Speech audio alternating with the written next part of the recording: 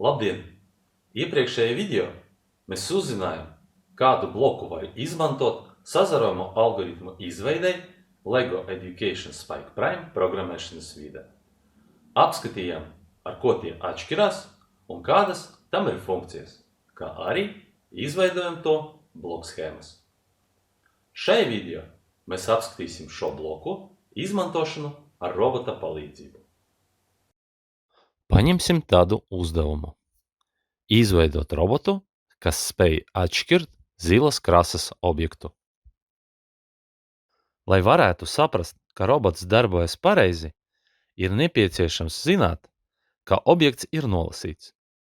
Lai to izdarītu, nepieciešams definēt, kādā veidā darbības izpilde tiks noteikta. Izmantosim tādu noteikšanas metodi. Nosakot zilas krāsas objektu, robots uzsmaida uz 2 sekundēm. Izveidosim mūsu uzdevumam algoritma bloku schēmu. Ievietojam sākuma bloku. Tā, ka ievadātu mums nav, tātad pārējām pie nosacījuma. Vai krasa ir zila?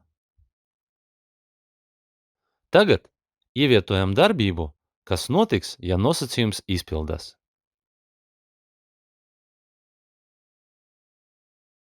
Tā, ka mums citas darbības nav, tad ar to programmu beidzam. Tagad varam pāriet pie programmas izveides. Iepriekšējos video sižetos mēs redzējām tāda tipa bloku schēmu. Tā atbilst blokam if, then. Sākumam izmantosim bloku no sadaļas event, when program starts. Tas jau ir novietots mūsu darba vide. Pievienojam pie tā mūsu sazarojuma bloku if, then.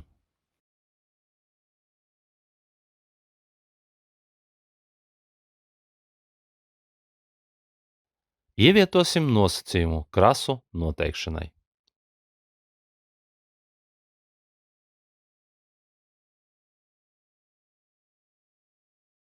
Izvēlamies nepieciešamo krāsu. Mūsu gadījumā tā ir zila.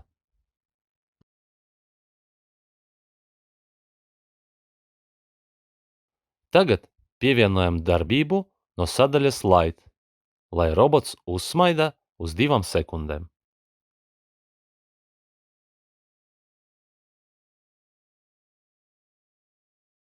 Mūsu programma ir gatava, un mēs varam pāriet pie tās pārbaudes. Lai izmēģinātu mūsu programmu, ir nepieciešams izveidot robotu. Dotajam uzdevumam būs pietiekoši, ja pie galvenā bloka tiks pievienots krāsu sensors. Bet mēs izveidosim robotu Driving Base 1 un pievienosim tam krāsu sensoru priekšā. Kad mūsu robots ir uzbūvēts, pārbaudām, vai tas ir savienots ar datoru. Ja viss ir kārtībā, tad pārējām pie programmas pārbaudes. Paņemsim zilas krāsas klucīti un novietosim pirms krāsu sensora. Palaidīsim mūsu programmu ar pogu play.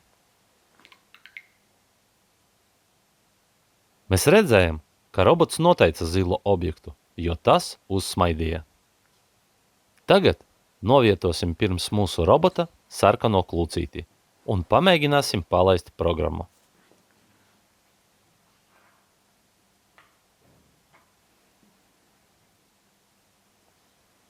Kad programma ir palaista, pamēģināsim parādīt robotam zilas krāsas objektu. Izskatās, it kā robots nestrādā, bet tas darbojas pareizi. Kāpēc tas notika? Tas notika tāpēc, ka nostrādāja mūsu nosacījums, vai krasa ir zila. Tā kā robotam pirmais objekts tika parādīts sarkanas krasas, tad arī nosacījums netika izpildīts, un pēc mūsu bloku schēmas tas noved pie programmas beigām. Tieši to pašu jūs varat pamanīt, ja palaidīsiet programmu, un tad pamēģināsiet robotam rādīt dažādas krāsas objektus. Pamēģināsim palabot mūsu bloku schēmu. Pievienosim vēl vienu darbību atskaņot signālu gadījumā, ja nosacījums neizpildas.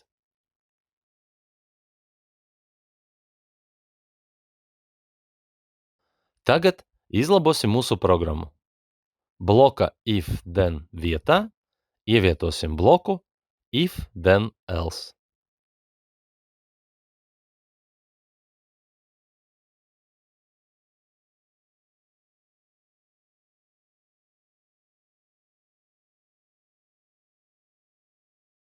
Darbību uzsmaidīt novietosim pēc vārda then un no sadaļas sound paņemsim jauno bloku, kas atskaņo signālu un novietosim to sadaļā else. Varam arī izvēlēties nepieciešamo signālu.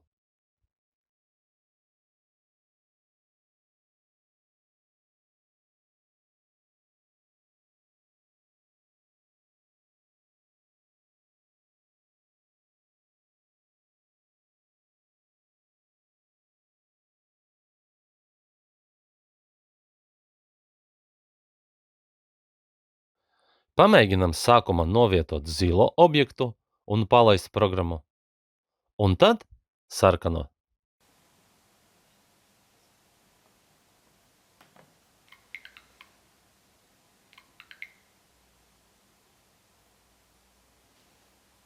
Bloku secību samainām un palaižam programmu atkārtoti.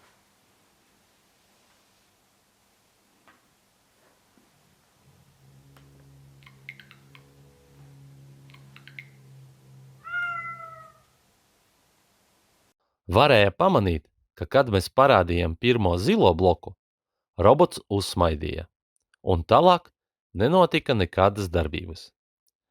Kad palaidām programmu un robotam priekšā tika novietots sarkanais objekts, atskanēja signāls. Šajā video mēs apskatījām sazarojuma izmantošanu ar robota palīdzību un redzējām atšķirību starp blokiem if-then un if-then-else. Uz tikšanos nākošajā video!